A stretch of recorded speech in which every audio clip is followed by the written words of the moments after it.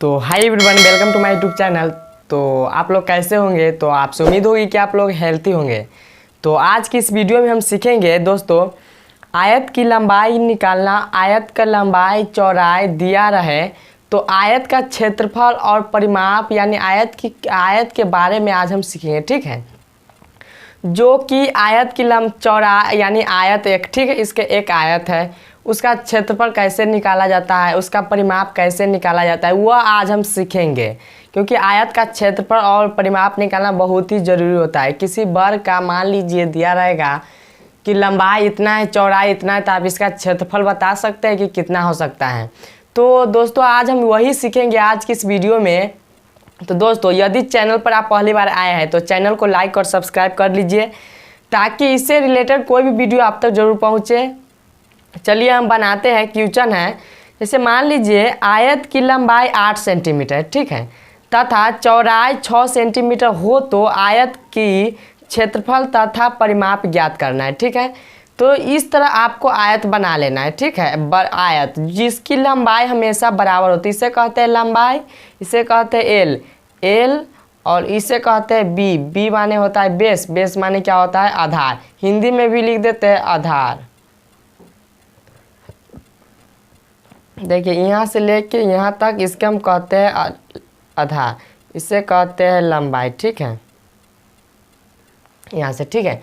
यानी इसको हम कहते हैं लंबाई, इसको कहते हैं चौड़ाई, ठीक। इतना तक कोई दिक्कत है तो कमेंट में ज़रूर बताइएगा।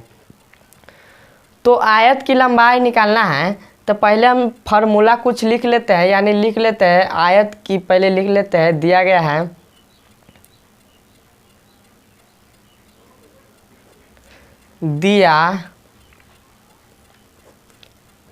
दिया गया है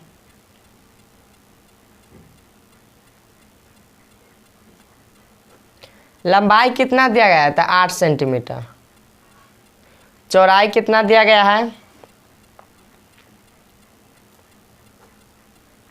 चौड़ाई हमारा 6 सेंटीमीटर है दोस्तों, ठीक है। चौड़ाई और लंबाई हम लिख लिए तो आयत का क्षेत्रफल, आयत का क्षेत्रफल बराबर क्या होता है लंबाई गुने चौड़ाई। आयत का क्षेत्रफल बराबर होता है लंबाई गुने चौड़ाई, ठीक है, यानी एल गुने बी, इतना कन्फर्म। और एक और लिख लेते हैं आयत का परिमाप बराबर 2 इंटू एल प्लस बी, यानी एल बराबर लंबाई और बी बराबर चौड़ाई। तो दोस्तों आप इतना बताइए कि आपको इतना लिखे तो कोई दिक्कत है। देखिए हम समझाते हैं कि आयत का क्षेत्रफल होता है लंबाई गुने चौड़ाई, यानी लंबाई यहाँ से लेके यहाँ तक लंबाई रहेगा, ठीक है, और यहाँ से यहाँ तक चौड़ाई रहेगा। तो इसका दोनों का गुना यानी लंबाई गुने चौड़ाई, एल गुने बी। और परिमाप में कहता है कि आयत का परिमाप बराबर 2 इंटू एल प्लस बी, यानी लंबाई और प्लस चौड़ाई। यहाँ पे लिख दिए है कि एल बराबर लंबाई और बी से चौड़ाई, याद रखिए, ठीक है। और जो ये दो फार्मूला है जो आपको हमेशा याद रखना पड़ेगा ताकि इसी पर सवाल, कोई भी सवाल बनेगा, यानी कोई भी ऐसा क्वेश्चन रहेगा तो आपको इस फार्मूला पर रखिए और बन जाएगा, ठीक है। तो हम जैसे कि हम देखिए बनाते हैं आयत का क्षेत्रफल, आयत का क्षेत्रफल बड़ा क्या होता है एल गुने बी। तो एल कितना है 8 सेंटीमीटर दिया गया है कि ना, देखिए लंबाई कितना है 8 सेंटीमीटर और चौड़ाई 6 सेंटीमीटर। तो यहाँ पे लिखेंगे 8 गुने 6, यानी 8 छक 48 सेंटीमीटर स्क्वायर, ठीक। यानी आयत का हम क्षेत्रफल निकाले तो कितना आ गया 48 सेंटीमीटर स्क्वायर। और हम परिमाप निकालते हैं, देखिए आयत का परिमाप,